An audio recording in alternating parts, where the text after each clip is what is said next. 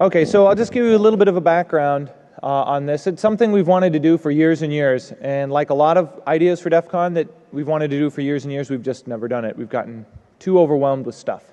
And so Russ came along and said, hey, you know, we should do an award ceremony. I said, yeah, that's a great idea, but we've been wanting to do that for years.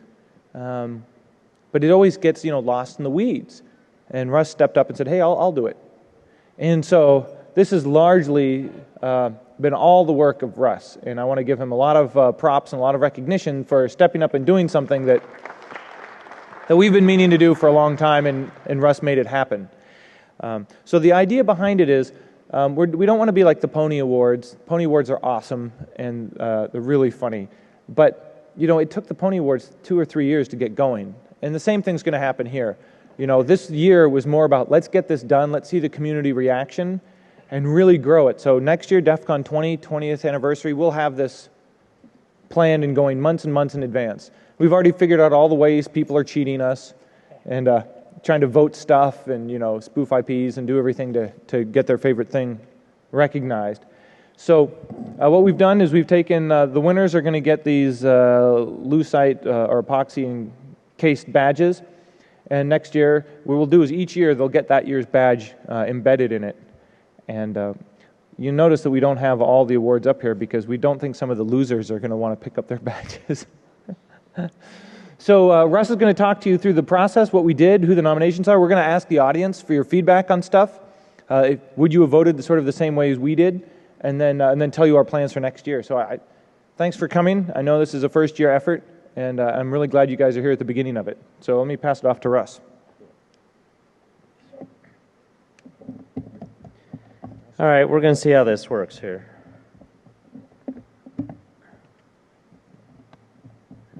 Cool. Where's that? Oh, shit. Let me get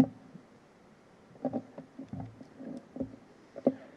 It was a little suspicious when, well, never mind. I'm not going to reveal all the secrets at the beginning. So how did you guys hear about this? The program? You didn't see like any of the stuff on Facebook or Twitter or any of our other stuff is pretty much... Yeah. I didn't know. We got to figure out where people are hearing about this. Like, how many people here nominated something? Okay, cool. How many? And you guys, how many people voted, got involved? A couple people did. How many people are running botnets that vote for you? Yeah. Kind of like the way that you have to buy tickets for a shmoo, I think. It's like all the tickets sell out in 2.2 seconds. You got it? Okay. So you start talking. All right, so, you know, I don't know what I was thinking when I suggested this, because if you get a bunch of hackers online on an automated voting site, what you're going to end up with is a bunch of hackers on an automated voting site. And so this didn't work out nearly as well as I'd hoped, so I just go with this. We kept this really simple so you could see what we're doing. The goal here was to give the community a voice, right? So we really wanted to allow everybody to talk about some of the best stuff that's out there in areas that we're interested in, and also, you know, highlight some of the crap that happens out there, you know, embarrassed by people talking to the press, writing stories, doing dumb stuff, making us all look dumb. People that we generally just don't like, right? And that was kind of what we've planned for today. So we'll highlight some of the best, verbally sodomize the worst, and just try to have a good time. Bear in mind, this is the first year. The statistics from the voting are heavily skewed, and I watched votes go from roughly 400 to 1,700 in a period of 2 days, and they were all for a single candidate in each of the categories. And so we assume that there was some monkeying around going on there, so we've had to insert our own level of logic into this as well. The categories are worst coverage of security and hacker issues by media, person, or an outlet. So, you know, I know we've all seen some good stories, we've seen some bad stories, we've seen some ridiculous stuff, and we'll cover a little bit of that. We've got the most interesting malware innovation. There shouldn't be a whole lot of surprises there, but there were a couple of good ones.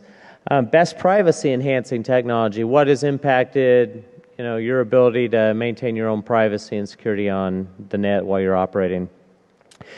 We have the best open source software response to an attack or method. What have people done to try and help the community out with that? And this was one of the areas where we got kind of hit with that voting thing. We also have the best author and story that captures the hacker mindset. Now, being the overly prepared person that I am, I don't have slides for those last two categories, so we'll just talk through those. And then for Security Charlatan of the Year, we've got Jericho from attrition.org that'll come up and talk a little bit. He's got all the statistics. He also knows the votes that were skewed, which direction they went, that kind of thing. And he can give you an idea of how he made that decision. We tend to leave the charlatan thing strictly up to him because he does a lot of research in this area, and he was actually surprised by some of the nominations himself. So for the nominations on worst media coverage, we had a bunch of nominations, but what people don't realize is if you give us a name and you don't give us a link so we can read the article or watch the video or any of that, it doesn't do us any good at all, right? So you can tell us that, hey, my local NBC station posted a story and it was really stupid. Well, that's great, but I've got nothing to look at, right? So out of all of them that we got, we have two that were fairly significant. We have Ben Grubb, who's a reporter for the Sydney Morning Herald. Now, for this particular guy, his editor actually contacted me first once the nominations first went out, and she apparently thought it was kind of funny. She had decided to write another piece talking about it. Ben was actually arrested at a security conference, AusCert, in Sydney or somewhere in Australia. Yeah, and so his iPad was confiscated by the police, and it had all of his anonymous contacts information on this iPad. And so there was a lot of controversy about how easily he gave that up, and so his editor wanted to write a story up about it, and then I started getting emails from Ben himself. He's like, dude, what the heck? And I'm like, I didn't nominate you. You're getting freaked out at me. He said, well, how do I rebut this? How do I defend myself? I'm like, write something else. Try and fix it. So he's on there. And then we have Fox 11 that has done a really interesting piece on Anonymous. And I'm going to play just a quick video of that now so you can see what they've said, since I have now hosed that. Let me see if I can find my browser again. Review later. All right. Can you guys see this? I just upgraded to Lion today. That was a really bad thing to do because your trackpad quits working the way you'd hope. They call themselves Anonymous. They are hackers on steroids, treating the web like a real-life video game, sacking websites, invading MySpace accounts, disrupting innocent people's lives. And if you fight back, watch out. Fushman tracks down the hacker gangs in this Fox 11 investigation. Destroy, die, attack. Threats from a gang of computer hackers calling themselves Anonymous. I've had 7 different passwords and they've got them all so far. They attack innocent people like an internet hate machine. We are Anonymous. We are strong. We do not forgive. We do not forget. Those who fight back face death threats. Anonymous has even threatened to bomb sports stadiums. I believe they're domestic terrorists. Their name comes from their secret websites. It requires anyone posting on the site to remain anonymous. All right. So, just in case any of you were confused, we are really, really bad people, and Anonymous leads us in this war. So it was actually fairly easy to pick the winner of that. That was a horrible story. So if there's anybody from Fox 11 that would like to come claim your award, no one. All right. Do I? Yeah, they're in LA. Yeah, they're in LA. Yeah. So, huh? Can you have their award? She just elbowed the shit out of him for something he was getting ready to say.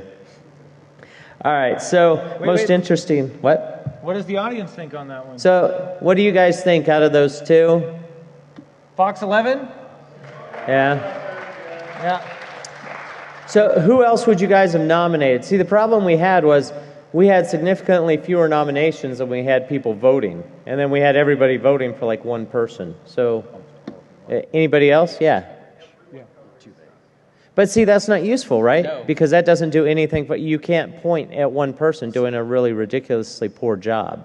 Everybody covering Stuxnet is kind of silly, because we had Vanity Fair that spent a week and a half with us in Abu Dhabi talking to everybody they possibly could, trying to get all the information they could. And it was a good article. It was actually very educated. Yeah, real quick, you can't even say that because Kim Zetter wrote an awesome article on Stuxnet. You know, it was like 10 pages, dissected it, gave the whole history. And you're not even listening, are you? Who said Stuxnet? Okay. Kim Zetter's article was outstanding on that. So you can't just blanket coverage it. One of the nominations was like everything WikiLeaks. Well, again, a lot of the coverage was really horrible. Some of it was good. So that's why we need specific names of a journalist, maybe even, you know, the entire outfit or a link to an article or something.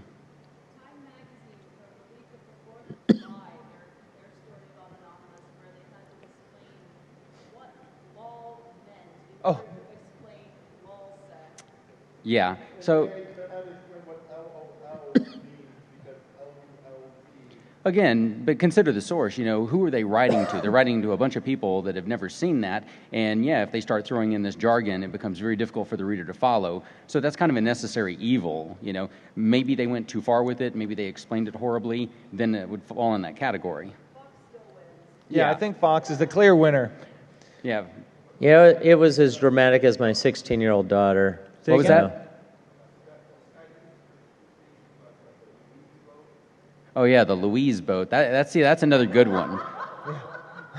Those are the kind of things that we need, you know, when you submit that and a link to that would be perfect. That's a great nomination. That was far better than about 90% that we got. That one's actually interesting. That's not so much poor journalism. That's just kind of interesting research that is questionable.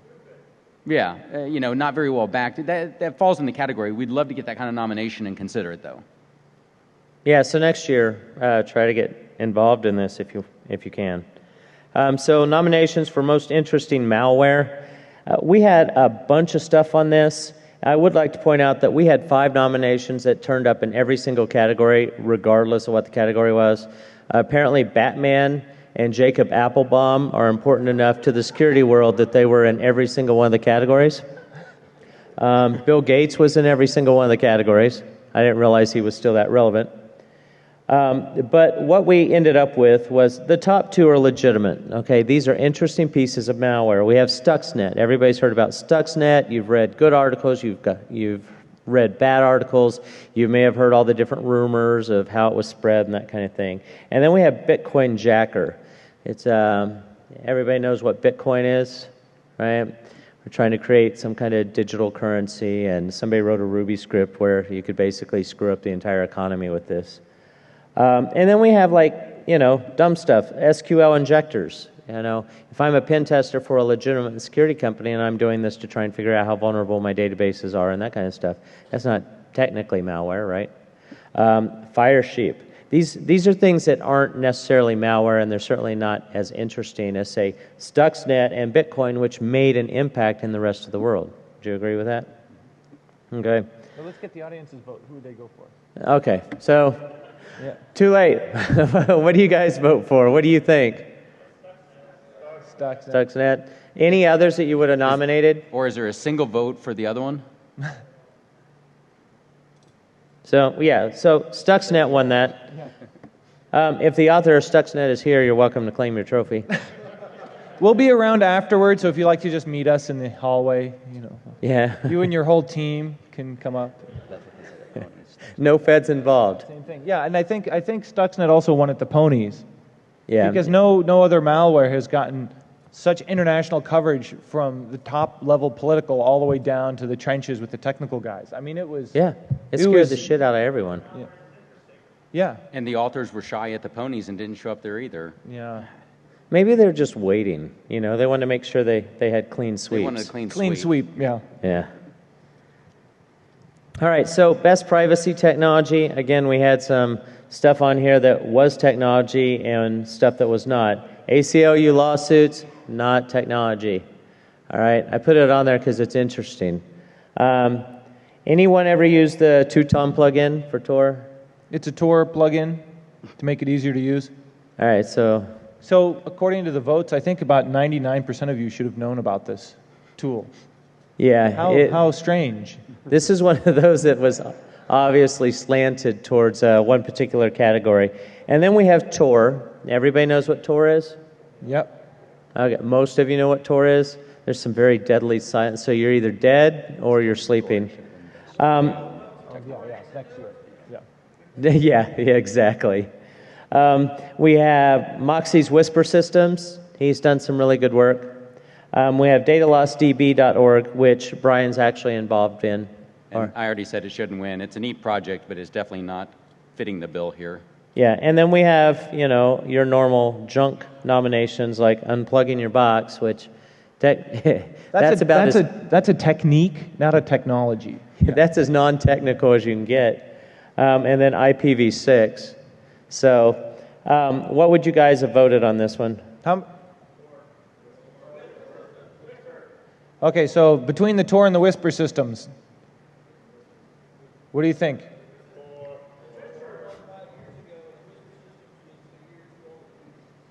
Yeah, so why don't you reveal what we're reveal who wins? Next year, we're going to call this also Best New Technology. Yeah, so Whisper Systems wins for a number of reasons.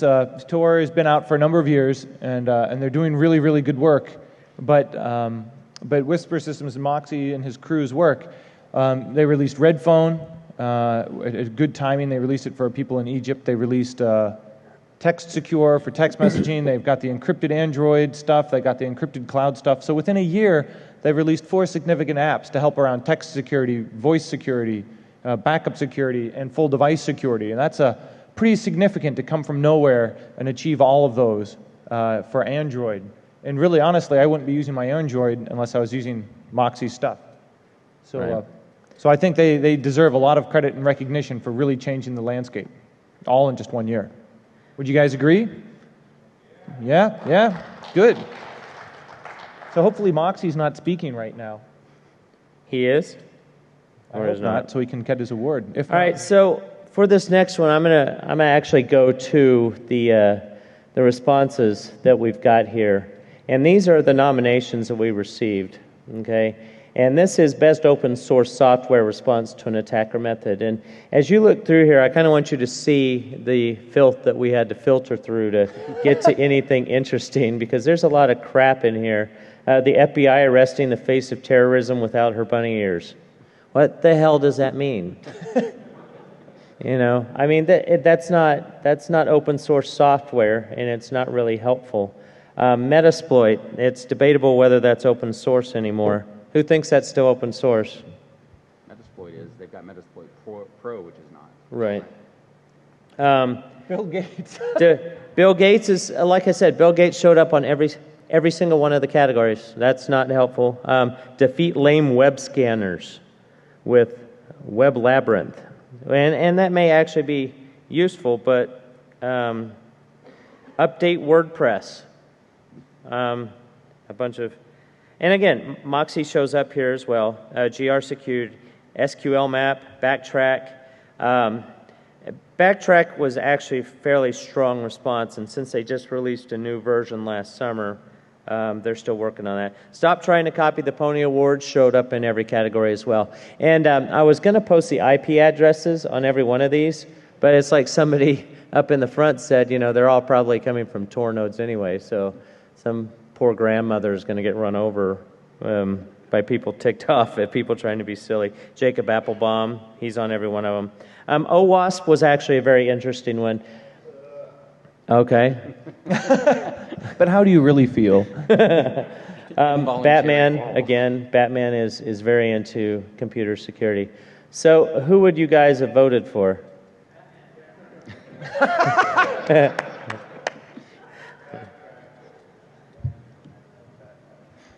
Jeff?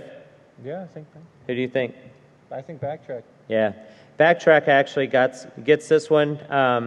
Out of all the nominations we got, that was actually the one that stood out and made a difference. Well, and they've been good for a number of years. Yeah. It's a mature product. They're actually very, very dedicated to it. they're walking around here. I think they're speakers here as well, right? Yeah. Chris and his groups? Yeah, Chris, yeah. So, very, very good guys. And then the last one, best author and story. Now, before I show you what all the responses are, I do want to mention we got 2 or 3 really, really good nominations here, and I was actually excited to see those. And then we got a whole bunch that are kind of crap. Somebody nominated a 18th century British novelist or something, some woman, or maybe it was 19th century, that wrote romances or something. And I actually had to look the name up. And I'm like, okay, so probably not representing the hacker mindset.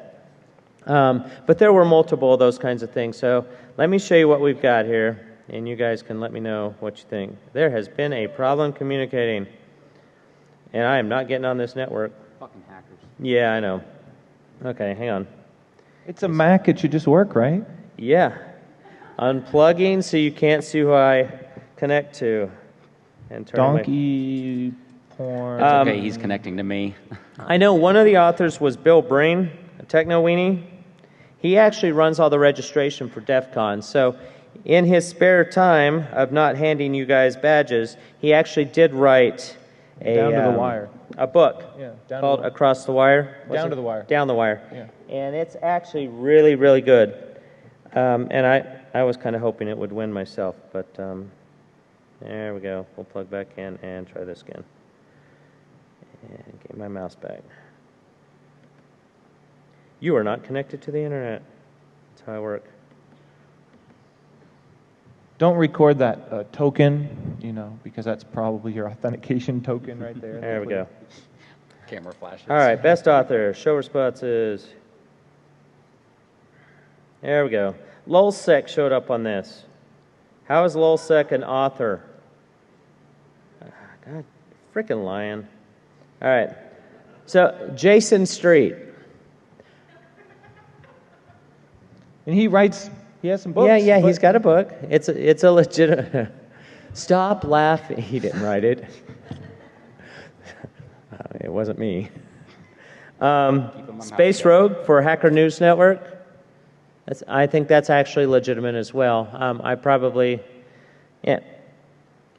He still writes a lot of that stuff, right? Mm-hmm. Ars Technica, Peter Bright. He actually wrote on Anonymous attacking H.P. Gary. But that's more of a news story. That's not capturing really the mind. Yeah, it's not really capturing the hacker mindset unless you're anonymous. Yeah.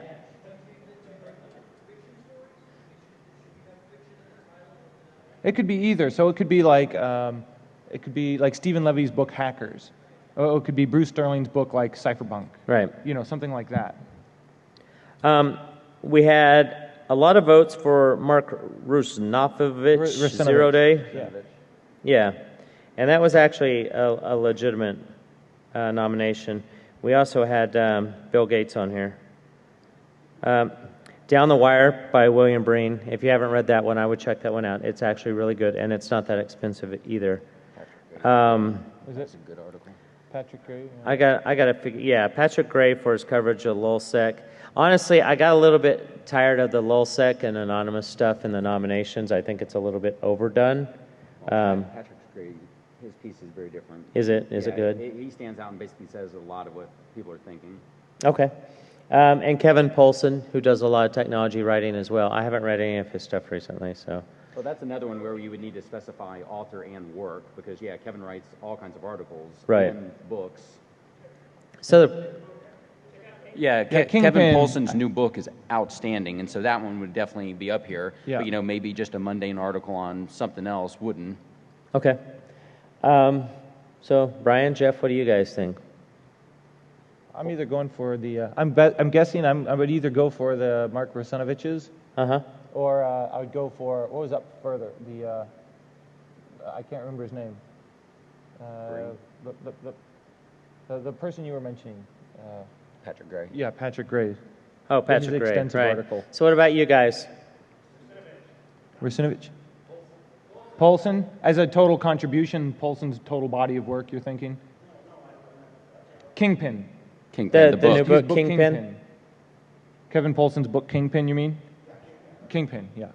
Yeah, Okay. Kingpin, I would say it's between those two. You know, I even like the Fatal System Error by Joseph Menn was really good, but that was also more like an investigative piece that tracked the cat and mouse, and it was less about the mindset, and it was more about, you know, the sort of police procedural of chasing down the bad guys. All right. So 0 Day or Kingpin? Let's see, show of hands. 0 Day? Kingpin? Yeah, That's it close. looks like it's kind of pretty close. Do what? I think it's pretty close. Kingpin, I think, is edging them out. Okay. All right. Yeah. So we'll give that to Kingpin. And I haven't seen Kevin this year at all. No, I don't think he's here. Yeah. So we'll have to mail him his. Or give it to Zach. All right. And Yeah, so Kim, we'll give it to Kim. for the last one, and this is actually the most important category in my opinion, we have a lot of people that go out there and they call themselves security experts, and this actually kind of goes back to the worst media coverage as well, because you see a lot of these people on CNN and Fox News, and they'll hire anybody as long as there's a marketing guy that tells you they're an expert in the security field. And I'm going to let Brian talk a little bit more about it, but there is a difference between somebody that is unethical and makes poor decisions versus somebody that actually doesn't know what the hell they're talking about. So. Right. And you've been doing this for a long time. Yeah, actually one of the very first charlatans we put up was Gregory Evans in 2002. So while most people think, hey, it's a recent thing, the last year or two, no, it actually goes back. And ironically enough, in the past week, we got evidence. Well, we have not what we can publish on, but we have the initial evidence that says even his real crappy high-tech memoirs of a high-tech hustler was written by an employee, that he didn't even write that. So yeah, it's just an ongoing saga. But as Russ said, one of the distinctions is with the charlatan, you know, you have to kind of think of snake oil. It's the guy pitching something that doesn't really know what he's doing. He's not an expert, and obviously he, she, whatever. Where one of the most common nominations for this was like Aaron Barr. Well, I was on a panel regarding that earlier. Aaron Barr, he may be an asshole, he may be unethical, he may be money-driven, but it doesn't mean he was charlatan. If you actually read through his stuff, a lot of what he was proposing is being done by other companies, and they are doing it very successfully, and they are making a shit ton of money off of it. So you can't call him a charlatan for that. You call him a jerk or whatever else, you know. It's almost like a confidence game, right? They're misrepresenting themselves to be something they aren't. Right. So as an example, because this one's well known, Gregory Evans, he goes in and says, hey, I'm an expert. And one of the first things he quotes is, you know, I was arrested for hacking and I served 2 years for hacking. Well, as the details show, no, he never hacked anything. All he would do is call up, and it wasn't even social engineering by the definition today. He would basically steal a phone line and resell it for profit. And he wasn't the one that even secured the phone numbers. So yeah, there's a difference between, you know, a charlatan and a dick. Or he's both, you know. Or criminal. Some of the other nominations we got, Ankit Fadia, one of the Indian whiz kids, which is a growing phenomenon. In the last year, I think we added 3 more to the charlatan page. From India?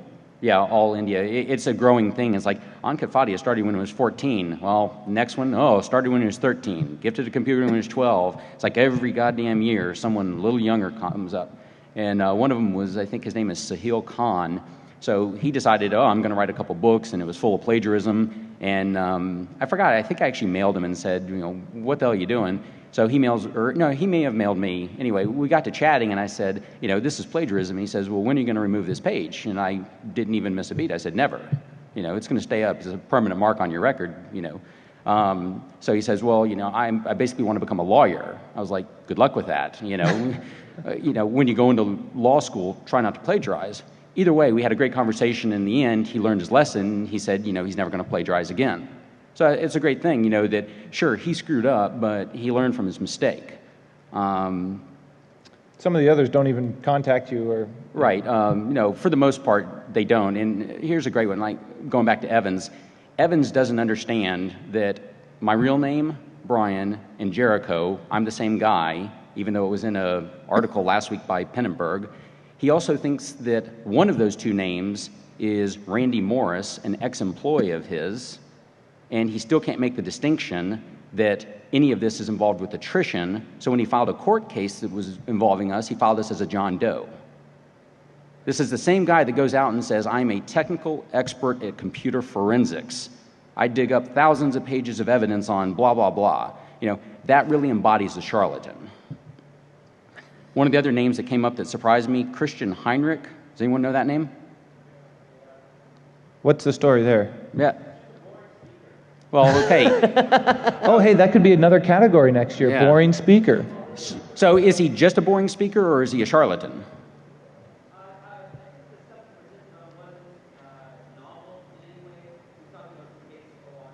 Okay.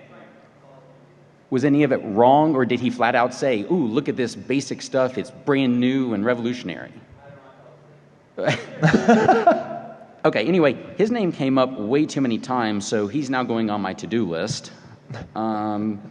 You don't want to be on his to-do list. No. Yeah, we had Greg Hoagland from HB Gary. Again, he might be an asshole. Yeah, he definitely is an asshole. He's the one that threatened a legal injunction against Aaron Barr for speaking on the panel earlier. Fucker. HB Gary, same thing. Applebaum. Legat Security, I guess. Yeah, Legat, same thing. A few others. Sony, RSA. Again, there's Pony Awards, Julian TSA. Yeah, Julian on there. Oh, one other one, like HT Bridge. That's another recent addition. And that one's kind of interesting. HT Bridge, they're a company out of Switzerland, and they got some really stupid shit on their webpage. One of them is, hey, you can trust us because we are Swiss, which means we're vendor neutral. Wow, okay. So it starts out like that, and then the actual errata is that they publish these security advisories that if any of you kind of close your eyes, drink a bottle of vodka and puke, it's about the same quality. Real light on technical details, all kinds of mistakes in them. I posted their page, and one of their leaders emails me and says, oh, I am completely surprised at your article. I was like, you're surprised despite me tweeting to you 3 times directly that I was publishing this 2 weeks in advance? Or, and I counted them up, it was like 18 replies over 9 months on bug track that you ignored. How did you really miss that I was onto this, So anyway, he mailed me, it was long, whatever. I made a couple corrections on my errata. I was like, okay, I'll give you that one. That might be a vulnerability. I mailed him back. He mailed again. I haven't read it. I was just like, at some point, I don't know. Call me selfish, but dealing with that kind of bullshit, it really eats at your soul. So anyway, we have all those. That's another category, bullshit soul eater. Yeah. So is this a visceral vote, like who caused you the most psychic pain? Oh, man. Or is this a vote on who caused the community the most misdirection and done the largest amount of harm to the community? Well, this can also be a second fun break-off. Who was the most amusing to us? Who did we laugh at the most, So out of all those names, for any reason, who do you think would be the charlatan of the year? Is there anyone who thinks it's anyone other than Evans? Cricket. Oh, yeah, Ankit Fadia, whatever. So one more fun story. He used to publish where he was going to speak. And by the way, he gets up to $25,000 to speak on stuff that is mundane. I mean, just boring, simple Security 101 crap, and it's hype. One of his talks begins with, do you use Gmail? Don't. You're vulnerable. Do you use search engines? Don't. You're vulnerable. That kind of thing. It's all FUD. So anyway, he publishes a list and he says, I'm speaking at so-and-so in Denver, Colorado, where I live. And I was like, ooh, that's a mile from my house. So I warned him. I said, Ankit, when you come to Denver, I've got questions for you, and I'm going to ask them. So I went down to the restaurant. Nice cold night. I'm standing in the lobby waiting. And actually, I had dinner there. And I went downstairs, and I noticed that there's a Denver police officer standing outside. And I was like, this is kind of an odd place for you to be posted. He's like, oh, well, security for the private, party. I was like, great, Ankit called the police already. So I go back up to the lobby, I wait. 10 minutes later, the cop comes up, and apparently me asking him that triggered some, something in his mind. He says, why are you here? I was like, oh, I'm a journalist. I'm with Trish and Errata Project. I explained it, and I gave him a card and everything. And I just want to ask him some questions. He's like, are you going to hurt him? His feelings, maybe, I wasn't there to, actually hurt him. And so make him cry. Yeah, long story short, he called the police in advance and lied and said that I was there to assassinate him. Maybe verbally. Yeah, so the cop's like, well, because of that, you can't be in the lobby. I was like, well, I'm a paying customer. I just, paid $30 for dinner here. He's like, well, you're done. You need to leave. I was like, fine. So I went out and I waited out in the cold. And when I say cold, 10 degrees. It was the middle of the winter. I wait out there for 2 hours, watching everyone come out. I know what he looks like. Don't see him come out. Eventually, no one else is coming out of the restaurant. Finally, employees start walking out. Then the manager comes out. Why are you waiting here all night? So I explained to him. He gets all, in my face about this. I was like, look, man, I'm a journalist, ambush journalism, whatever you want to call it. And he's like, well, there's no one left in the restaurant. I was like, oh, thanks. That means that he snuck out the back alley like a rat. Appropriate. So yeah, I wrote all that up, and since then he hasn't published where he's speaking in advance. He's locked his Twitter feed, doesn't update his Facebook page. Again, there's the sign of a charlatan. Yay! Yeah, they run from you. They won't take any kind of constructive criticism or legitimate questions. Does anybody subscribe to his Twitter feed that made it in there, hasn't gotten locked out?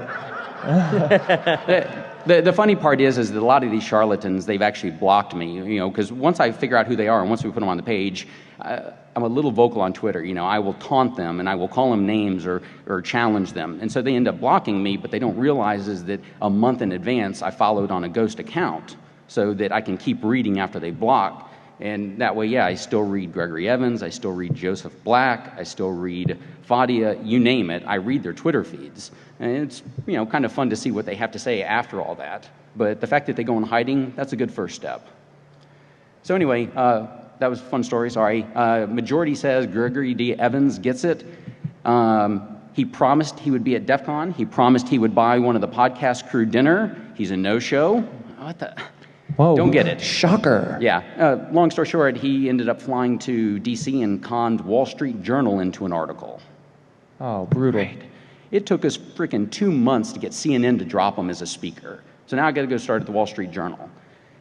One takeaway, please, if you see a charlatan, if you see someone suspicious like that, send me a mail. Just say it's to arata@attrition.org. Hey, this guy seems a little, out there.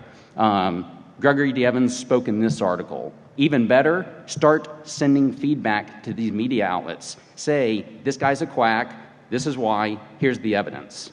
And that's what Arata does, is we put up as much as we can that's fully backed with evidence. We try to make it as little opinion as possible. But we need help. We need more eyes. We just need submissions, just need a little more information, a little more push, and we can keep publishing it. Yeah, if you want to see the current charlatans that he's watching and the up-and-coming charlatans that he's got on his watch list, you can actually see those at his website. Yeah, it's all it's online, and there is a third list that's the kind of to-do list. And as I said... You can help prioritize that list. Yes. So okay, so the winner. Gregory D. Evans by a landslide. Yeah. And since he's not here to take it, I will take his award... and I will put attrition stickers all over it, and I will mail it to him. Got to take a picture of that before you send it to him. Yeah. So he will get a very special box with that and, maybe some squirrel poo in it. Oh. All right, so for next year, we're going to increase the number of categories. We're going to change the way we do the voting and the nominations. I think this is a good number of categories. Do you think, like, one more maybe? One or two more. Maybe. Yeah, maybe one or two. I don't want it to be too complicated.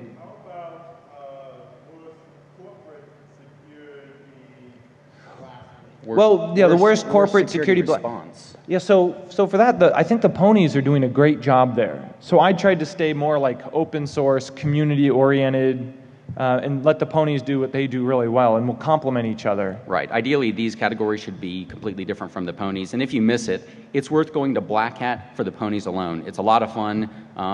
The guys that do that, they did a really great job. Yeah, so we're just trying to start ours up with more of a community twist.